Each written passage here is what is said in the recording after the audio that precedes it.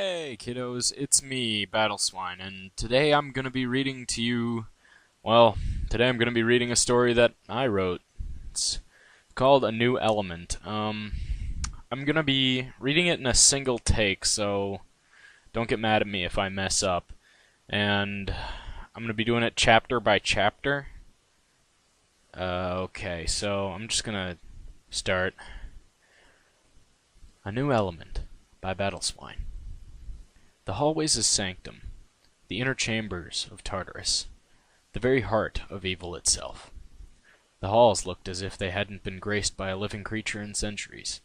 Suddenly, at the end of the hallway, a door opened, and seemingly by themselves, the torches sprang to life, breaking the silence. A small figure materialized out of the darkness, skittered through the hall, tripped over something unseen with a small squeak, crawled to its feet, and resumed its scuttling. It reached the end of the hall, and the door opened of its own accord. As the figure exited, the torches flickered out, and the hallway resumed its ancient silence. The door to the chamber opened, and the tiny frame of Deceit stumbled in, breathing hard, as if he had just run a long ways. It was all for show, of course, trying to appear small and weak, but then again, he was the spirit of lies and deception. It was his job. A massive cauldron full of phosphorescent green liquid, the only source of light, stood in the center of the chamber. There was a medium-sized female Draconequus hovering above it, bathed in its luminescence. Two other figures sat outside the glow's reach, a large one sitting on a throne, and a thin one hunched over what appeared to be a pile of stones. "Ah, dear brother, quite nice of you to join us." His sister's Cruelty's sing-song purr greeted him. "We were just getting started. How has Equestria been in our absence?" "It can't have changed too much. We've only been gone for a few millennia." She paused, and her feline face hardened. "You've been gone for millennia. You were supposed to report back if something of importance happened. You can't tell me that nothing in 3,000 years happened since we were forced from our thrones to skulk in this dreadful pit." She landed daintily and kicked a rock at the wall. It ricocheted off and rolled to the feet of a hunched figure, who promptly collected it and added it to the already enormous pile of rocks it sat upon. "As a matter of fact, I could tell you that. I could tell you that nothing has happened since Discord was encased in stone and us left to rot in Tartarus. That statement would be truth." The spirit of lies ran a forked tongue over his scaly lips. "But if I said that Discord was not recently freed from his prison, did not attempt a coup on Equestria, only to not be foiled by the elements of harmony once again, that would be a lie." At this, yet another figure revealed itself from the gloom. It stood slowly from a throne carved from solid rock, chiseled painstakingly with bare claws over the course of 1,000 years, simply out of boredom. Melancholy turned to our brother and sister. "If that is the case, then we must accelerate our plans. Cruelty?" "Hold on, I think I missed a step," Deceit interrupted. "Plans?" "Yes. If what you said is correct, then we will need to completely skip step 1 and proceed with step 2. Cruelty, send word to the changelings. We may be in need of their services soon." Oh, crap. Okay. I seem to have messed up with the writing part. I guess I changed her name to Despair a paragraph later. So, I guess her name is Despair now. Despair padded up to the luminous green cauldron. It glowed brighter in her presence. She began to stir it with a talon, and images swirled in its depths. After a few seconds of silent stirring, she settled on a single picture. "Ah, he's perfect. Strong, handsome, and he won't ask too many questions." "I'm back. Shall we begin?" Cruelty chimed in, returning before anybody realized she had left. "So we shall," Despair concurred. Okay, but I still don't know what we're doing, Deceit reluctantly agreed. Soon, Equestria will be ours once again, Greed put in, finally turning away from his impressive rock collection to contribute. The four Draconiqui gathered in a circle around the cauldron, which began to glow with a blinding whitish-green light, humming audibly. They all held out a single hand, paw, or claw over the image in the center. An image of another world. In unison, they all snapped their fingers. Once. The sound echoed through the chambers of Tartarus like a thunderclap. Ugh. What? Oh. Ow. I awoke with a pounding headache. Literally pounding. Every beat of my heart pressed a hot iron against my forehead, right between my eyes. I sat up with a groan. Oh. Quit whining, John. You're used to this. Take stock, collect your thoughts. Question 1. Where are you? It looked pretty early. The sun was just barely rearing its ugly head over the horizon. I was in a small room with a window, in a pink heart-shaped bed. There was a lot of pink. Pink walls, pink carpet, pink furniture, pink sheets, pink hair. Yep. A small head of pink curly hair emerged from the covers beside me, silhouetted by the rising sun, obscuring the owner's face. All right, I had a one-night stand. That was a reasonable explanation. I got piss-drunk at some club, found some equally piss-drunk chick. She took me home. We had sex. It happened dozens of times before.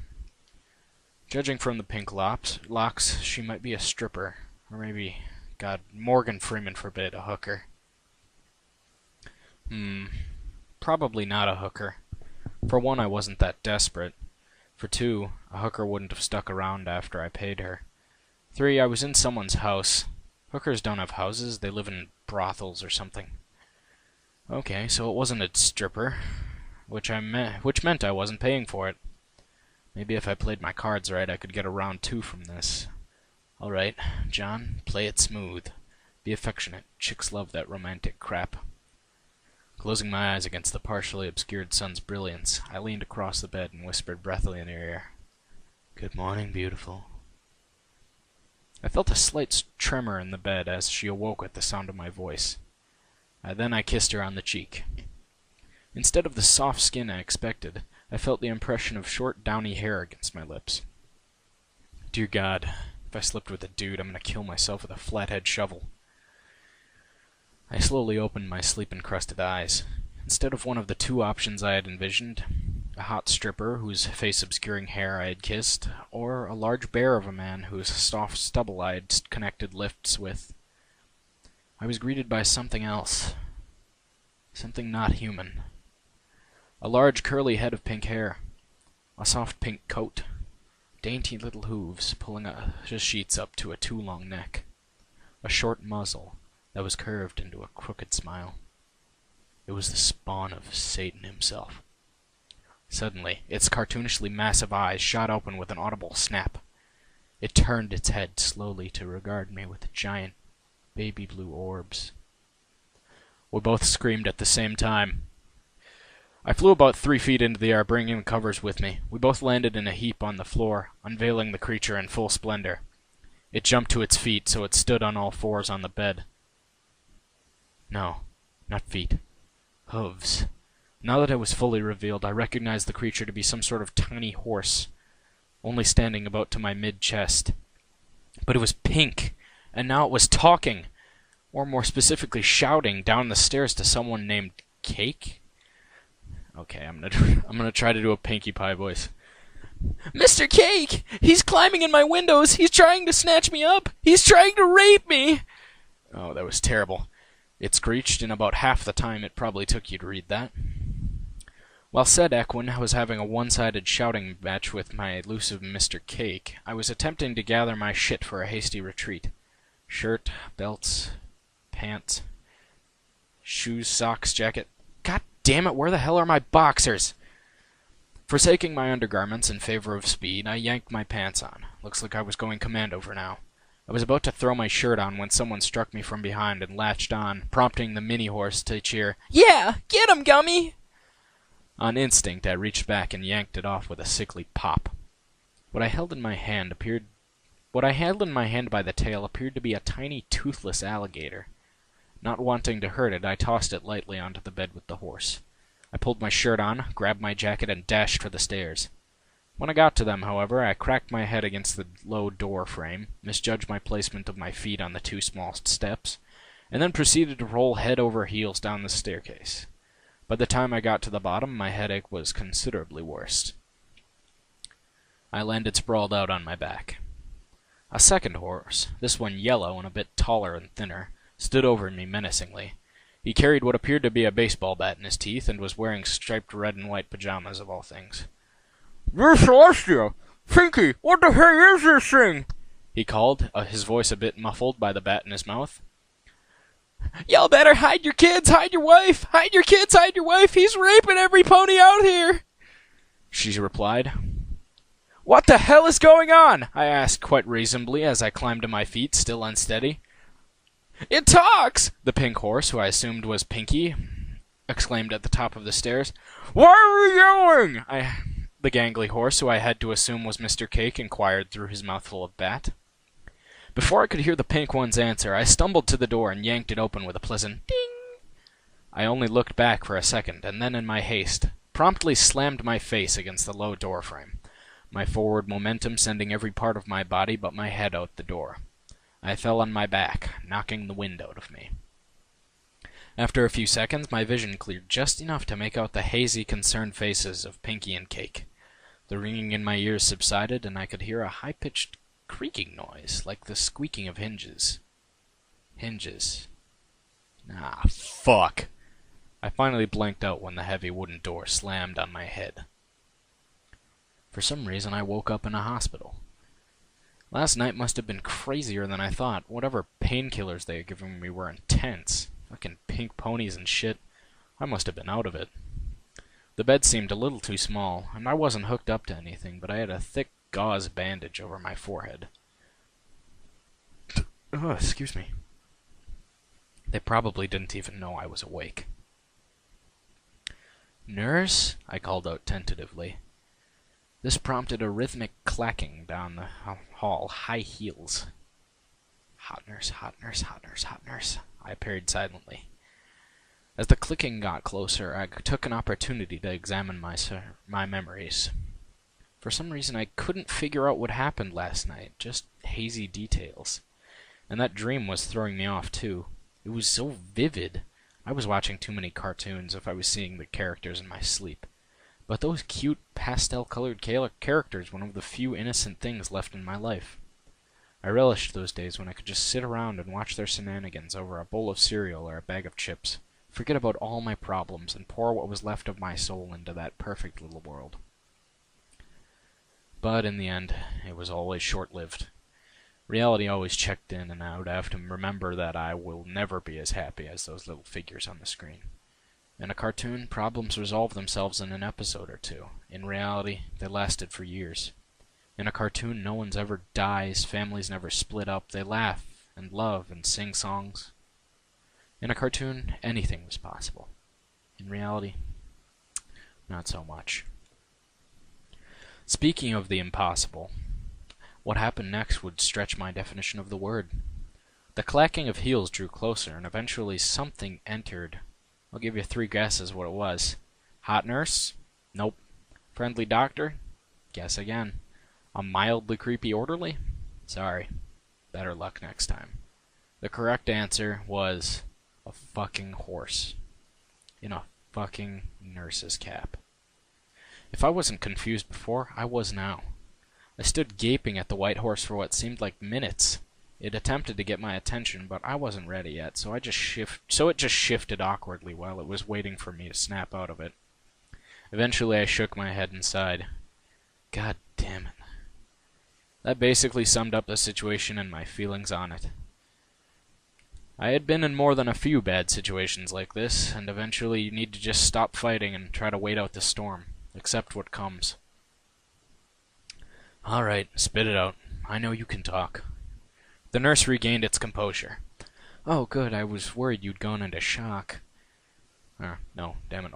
I don't know what Nurse Redheart sounds like. I'll just give her a generic female voice. "Oh, good. I was worried you had gone into shock." I had to assume it was female. I did for a second there. She nodded and continued. "Not surprising, considering what you've been through." Oh, God. Oh, my gosh. Excuse me. She nodded and continued. "Not surprising, considering what you've been through. When Mr. Cake brought you in, Pinkie Pie was practically in hysterics, raving about how you tried to rape her." I saw her curiosity war with her professionalism. Apparently curiosity won. "What was that all about, anyway?" "Don't worry. Doctor-patient confidentiality." She brought a hoof to her lips and made a zipping motion across them, then flicked like she was throwing the zipper away. "The pink one? I don't remember much, but I assure you that I did nothing sexual with said pink one." "Oh, good. If you had, I think a few of the stallions around here would have had a few words with you. She's quite a character. Very likable." She looked at the clipboard hanging on the end of my uncomfortable mini-horse bed. "Now that you're awake, maybe we can fill a few holes in your information. Now, we know you're a minotaur, but—" I interrupted her. "Hold up. I'm a what now?" "A minotaur. That's the only naturally bipedal species we know of, and you're obviously a biped. Maybe the concussion was worse than we thought." "We don't know what happened to your horns or the hair on your chest." She ran her eyes over my features. "Or your face. No offense. I am not a minotaur. I am a human. I am also supposed to look like this, thank you very much." As an attempt to preserve my sanity, I had removed the barriers around my psyche, making me open-minded in the broadest sense. I was open to anything they could throw at me. Just exactly who they were, I was still trying to figure out. "A human? I'm not familiar with that species. That explains a lot, though. Lack of horns, your legs." She trailed off, then said uncertainly, "I'm Nurse Redheart, by the way. I guess we should do a medical analysis or something. As far as I know, we don't have any files on humans. And I don't see any reason why we shouldn't fill out this clipboard right." "Humans. There's no pause in there." I corrected her, then answered, "I guess you should. I'm feeling a little better." I was trying to ignore the fact that she was a horse and focus on the talking part. My mind was hanging by a thread. I closed my eyes and focused on her voice, replacing her tiny horse with a hot nurse. "Yeah, that's better. Now answer the nice nurse's questions." "All right, shoot." A few questions in, it was apparent that she was not used to this whole new species thing. I'm sure she was a good doctor normally, but when it came to the unknown, she was feeling in the dark. When I couldn't tell her my laic count, she cried out in exasperation, "I'm not getting paid enough for this research stuff. I'm not Twilight Sparkle." At this she smiled. "I'm not Twilight Sparkle." "Ooh, she's gonna love you. She really enjoys researching new things. You just sit tight. I'll have Derpy send a letter right away." I opened my eyes just in time to see the little white horse dashing out of the hospital room. What? Alright, that's it for this chapter. I guess I'll post this. Like and favorite and comment and all that cool shit, and if you randomly wandered in here off of YouTube, check out my fanfiction page, I guess. I don't really know what else to say. I didn't have an outro planned, so... Goodbye.